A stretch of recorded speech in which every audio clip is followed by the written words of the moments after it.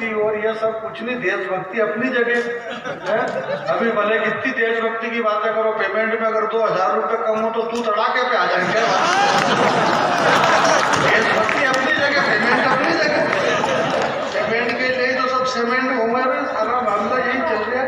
मैं आपको प्रणाम करता हूँ और कम से कम 5-7 लाख रुपए कवि सम्मेलन के नाम पे लगाए। रत्नपुरी की स्थापना दिवस के चक्कर में हमारे युवा मोर्चा और सारे लोग यहाँ पर जितने भी हमारे शर्मा जी यहाँ पे विराजमान है, इतने रुपए लगे, लाखों रुपए लगे। इतने बड़े बड़े कवि यहाँ पे बुलाए, ऑटो रिक्शा में, टेम्पू में, पूरे रतलाम में खूब प्रचार हुआ। कवि सम्मेलन आइए सती माता चौराहे पे, यहाँ आओ मंदिर के चौराहे पे। और इतना पैसा बिगाड़ने के बाद इन देश के बड़े कवियों को ये रतलाम शहर इसलिए बुलाता है कि ये बड़े कवि अपने मुंह से कोई बड़ी बात आपको बता के जाए। और आज इन्होंने ये बड़ी बात बताई, 2 बड़ी बात बताई। एक दिन सारे बड़े कवियों ने ये बताया इतना पेमेंट खर्च करने के बाद कि ठंड खूब ज्यादा है, और दूसरा आज रतलाम स्थापना दिवस है। और आपने भी हाथ मेरे घुमाया है, ये मैं ज्यादा टाइम लूंगा नहीं। मैं आपकी तरफ हूँ। इस सर्दी में, इस ठंड में मैं रतलाम में बहुत, मेरे को पता ही नहीं कि मैं कब आया था, बहुत कम आया। परंतु आप लोगों ने YouTube पे इतना सुन रखा है। परंतु मेरे दोस्तों, YouTube में और ओरिजिनल में बहुत फर्क है। YouTube में और ओरिजिनल में सबसे बड़ा फर्क यह है कि वो YouTube है और ये हम ओरिजिनल। YouTube पे आप मोटरसाइकिल पे सुन सकते हो, आप ऑटो में सुन सकते हो, आप घर में पड़े पड़े गोदड़े में सुन सकते हो। एक दिन अभी बहुत बड़ा कवि सम्मेलन हो रहा था, ठंड गिर रही थी। मैंने कहा आप YouTube में गोदड़े में सुन सकते हो। तो एक बहुत बड़ी उधर की कोई कवित्री थी पढ़ी लिखी, वो बोले व्हाट इज दिस गोदड़ा।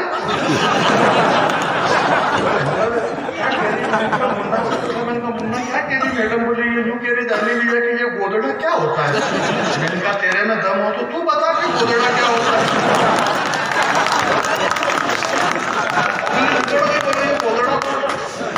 बोले क्या होता है गोदड़ा? मैंने कहा आपको गोदड़े में इतना इंटरेस्ट क्या है? लेना देना, गोदड़ा जो होता है वो गोदड़ा होता ही है। बोले नहीं फिर भी क्या होता है? मैंने कहा जो होता है वो होने तो तुम्हें क्या लेना देना। बोले नहीं मेरे को बताओ ना क्या होता है। तो मैंने कहा मैं तो बता नहीं सकता हूँ, हमारे सत्तन जी बड़े विद्वान है, प्रकांड है, उनसे बात करो, वो बताएंगे कि गोदड़ा क्या होता है।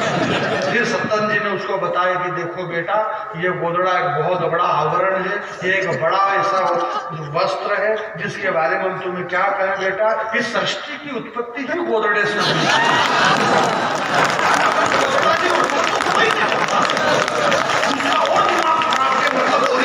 बहुत बड़ा आइटम होगा क्योंकि सृष्टि ही है गोदड़े से।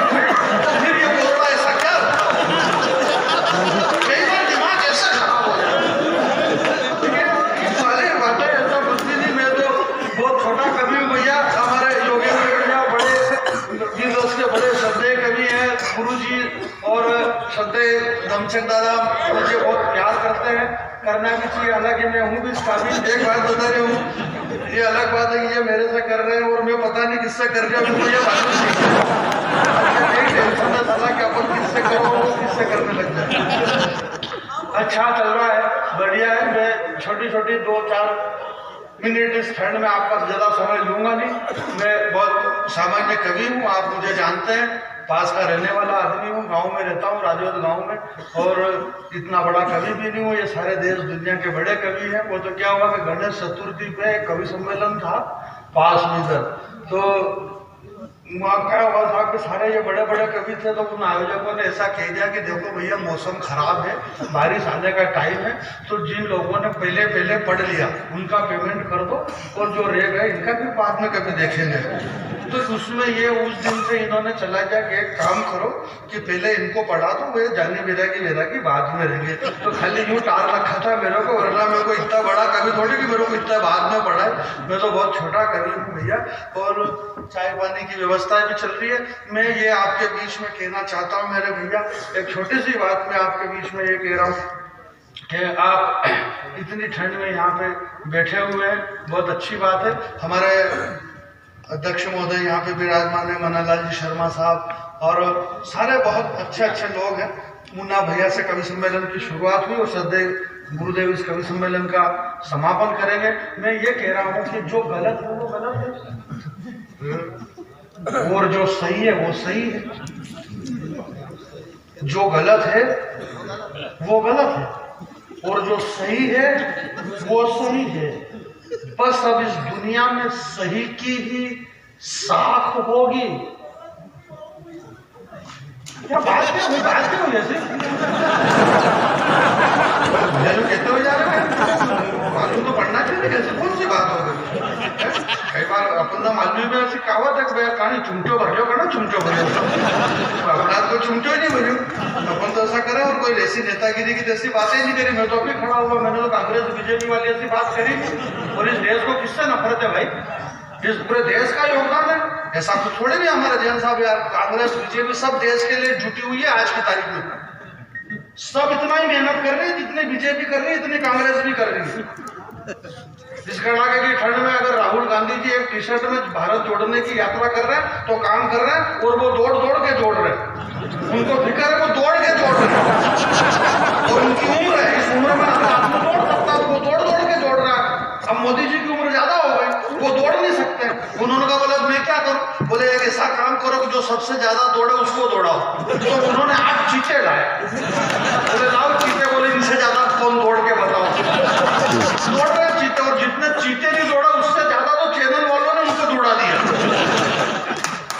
दौड़ रहे चीते, दौड़ चीते दिन रात एक ही बात बोले चीते। 8 चीते आए अफ्रीका के जंगल से। 8 चीते अफ्रीका के जंगल से 8 चीते लाए गए। अफ्रीका के जंगल से 8 चीते आए जिसमें 5 चीते 3 चीती। 5 चीते 3 चीते तो 3 के साथ सेट हो गए। 2 रह गए ठंड में उनकी हालत खराब।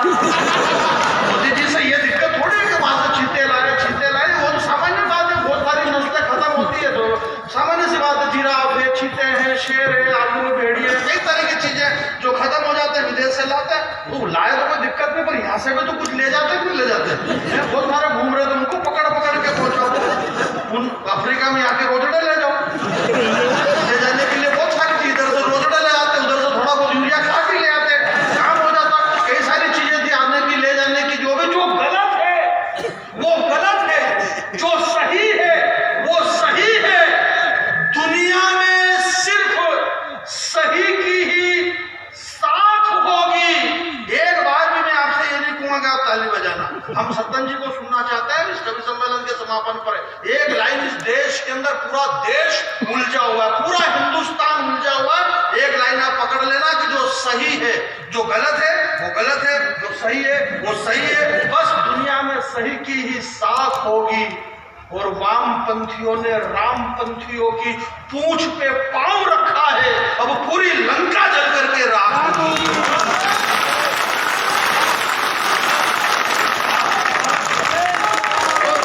दोनों हाथ खड़े करो। क्या करना है मेरे को मालूम नहीं है। पड़ जाएगा आप क्या करें। वामपंथियों ने, बहुत अच्छी बात बता रहा हूं मैं आपको, बहुत शानदार बात। आराम से दोनों मेरी बात भी सुन सकता हूं, मोबाइल भी चला सकता हूं, दोनों काम एक साथ बात कर सकते। वामपंथियों ने रामपंथियों की पूंछ पर, हमारे अशोक भाई भी कह रहे थे जो धुआं भरे और कई बात में और मेरी आंख में नहीं भरा है धुआं, आपकी आंख में भरा है। कहां से रे? अरे वहाँ गाड़ी गई अभी यार घर से। वामपंथियों ने रामपंथियों की पूंछ पे पांव रखा है। अब पूरी लंका जल करके राख होगी। और ऐसी हुई कृपा 27 साल के साधक पर श्री हनुमान की। क्या कह दिया यार जानी। ऐसी हुई कृपा 27 साल के साधक पर श्री हनुमान की।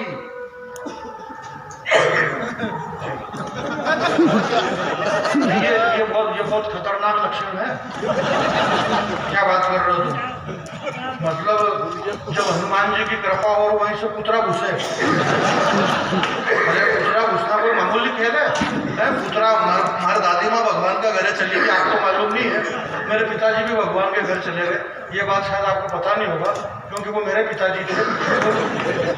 नहीं भाई, उसमें आपको तो कैसे मालूम पड़ा कि वो पिताजी मेरे थे? और ये मेरे पिताजी की ईमानदारी थी कि वो मेरे अकेले के पिताजी थे। इसलिए आपको पिताजी ऐसा कहते थे कि ये जो पुत्रा है ना, पुत्रा ये बगर जो लेगा बेरू जी है, तो ये बगर बेरू जी जो है जो लिखे, ये बेरू जी कुत्ते यही कह रहे हैं। मैंने कहा यार ये क्या कह रहे हैं? बोले ये भी यही कह रहे हैं जो तुम कह रहे हो जानी दे रहे कि ठंड इतनी है, इस कड़ाके की ठंड में शांति पकड़ो। एक कविता मैं आपको सुना देता। 700 करोड़ की एक मूवी बनी देश, बहुत महत्वपूर्ण बात है। इस बात को आप ध्यान से सुनना। मैं तो रतलाम में कभी आया नहीं और एक आध बार कभी आया था, धनसिंह दादा की आशीर्वाद रहा तो जो आज मैं यहाँ पे आगे आशीर्वाद कुछ नहीं। और कह रहे थे, बोले यार सब आ गए सारे कवि मित्र, ऐसा कुछ भी नहीं धनसिंह जी, आपने जिसने जितने पैसे मांगे इतने दे दिए तो अपन आ गए। इसमें इतना भावुक होने की क्या जरूरत है? पैसे दे दो तो अमिताभ बच्चन भी रोता हुआ आ जाए, उसमें क्या? तो कभी आई जाती, इसमें कोई नई बात है ही नहीं। मैं इतनी लंबी चौड़ी बातें तो मैं करूँगा भी नहीं, मैं तो साधारण सी बातें करूँगा। मेरे पास में इतनी बड़ी देशभक्ति को ऐसी इतनी श्रेष्ठ रचनाएं तो मैंने लिखी भी नहीं। वीर रस की कविता और इतनी श्रेष्ठ रचनाएं, कई बार क्या होता है कि आदमी के रोंगटे खड़े हो जाए। अब दिक्कत ये नहीं कि रोंगटे खड़े हो, दिक्कत ये कि यार कई बार मेरे गांव में मैंने एक बार कवि सम्मेलन करा तो 2-3 कवि आए, ऐसी कविताएं पढ़ी देशभक्ति की, लोगों के रोंगटे खड़े हो गए। वो तो पढ़ के चले गए, 3-4 दिन हो गए, लोगों के रोंगटे बैठ ही नहीं रहे, रोंगटे खड़े के खड़े। छोटा छोरा छोरी की हालत खराब, चड्डी बजान नहीं करे जाओ, डॉक्टर अपना पैसा लूटी रहे, पूछो मत बीमारी का ही बोला रोंगटा बैठे ही नहीं, रोंगटा हुआ। अरे भाई शांति पकड़ो ना, कोई ऐसा कोई नहीं, सब प्रेम भावती सब जी रहा है, ऐसा कुछ भी नहीं हो रहा है। देश में जैसा माहौल बनाया जा रहा है, अखबार के लोग यहाँ पर बैठे हुए, 2 लाइन में आपको बता देता हूँ, ऐसा कुछ भी नहीं हो रहा जैसा कि देश में आप समझ रहे हो। बुझ ही नहीं सकती ये आग। हमारे खोकर साहब यहाँ पर बैठे हुए हैं, देश के बहुत बड़े शायर हैं, देश के रतलाम के हैं और पूरे देश में शायरी में आज इनका बड़ा नाम है। आप रतलाम शहर के शान है और रतलाम में रहते, कोई नई बात नहीं, इनके माता पिता यहाँ रहते थे तो ये भी नहीं रहते। एक बात बताइए भाई, ये तो बताना पड़ेगा कि आदमी यहाँ क्यों एरिया में, लोगों को डाउट होता है कि खोकर साहब यहाँ क्यों रहता होगा। कोई बाहर से आया कि कोई लाइनमैन है कि पुलिस वाला है कि नौकरी करे कि कचौरी की ठेला गाड़ी लगाए, डाउट पैदा होता है अंडे का ठेला है कि क्या है आपका। ये यहाँ के बड़े शायर है, ऐसा बताना पड़ता। कम टाइम में क्या होता है कि सच्चा लग फिर कई बार बोला कि हमारे बीच में देश की इतनी बड़ी कवित्री डॉक्टर भुवन मोहिनी उदयपुर से चल करके आई है, ये वहां से आए, तो वो क्या होता है कि आदमी को इंदौर से चल के आई है तो भी डाउट होता है कि यार वहां से इतनी दूर कैसे चल के आ गई होगी। बताना पड़ता कि चली भी गाड़ी से आई है और इनके पास गाड़ी है। देश की बड़ी कवित्री जो उन्होंने सुनाया, अच्छे गीत गजल सुनाए। अब अपन तो गांव के रहने वाले भैया, अपने पास जैसा है नहीं। इस कड़ाके की ठंड में अगर अब ये इतनी VIP है, BMW और मर्सिडीज जैसी गाड़ी है, बड़ा कल्चर है, गुरुजी ने आशीर्वाद भी देता है कि 3 बच्चों की माँ है, 3 बच्चे बच्चा है। अब अगर मान लो मोहन जी का बच्चा अगर जिद करे तो मैं मम्मा हम आइसक्रीम खाएंगे, तो मोहन जी क्या कहेगी? VIP कल्चर है, नो बेटा नो नो नो बेटा, मम्मा खा रहे हैं क्या? मम्मा नहीं खाते हैं ना, तो आप no ice cream, no ice cream, no ice cream. Culture इतना बड़ा है VIP कल्चर में। अब अगर मान लो ये बात अपना छोरा छोरी कह दे कि ओ भाई हूँ बर्फ को लाडू खाऊं, तो भाई मुंह टेढ़ी के बोले मुंडो बाकी दूंगा।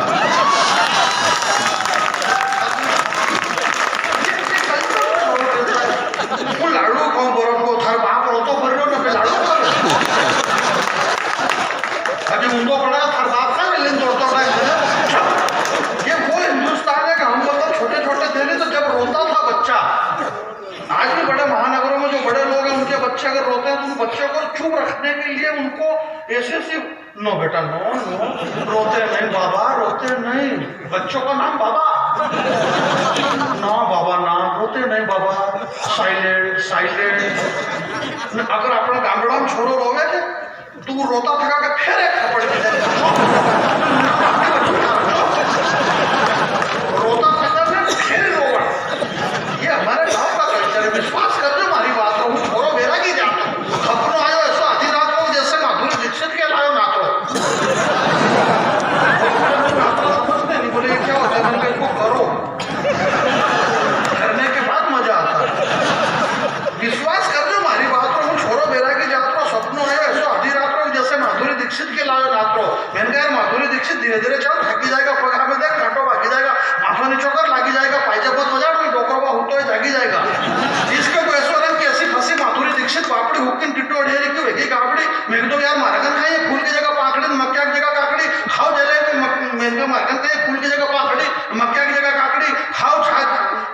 दिन छाछ की राबड़ी। मैंने कहा यार तू तो ठहरी परदेसी साथ कहीं निभाएगा, तू यदि चली जाएगा तो याद बहुत आएगा। इतना छोरा की मम्मी बोली उठो ने हाथ बजे की भैंस के कुंडो कौन थमार भाग पाएगा।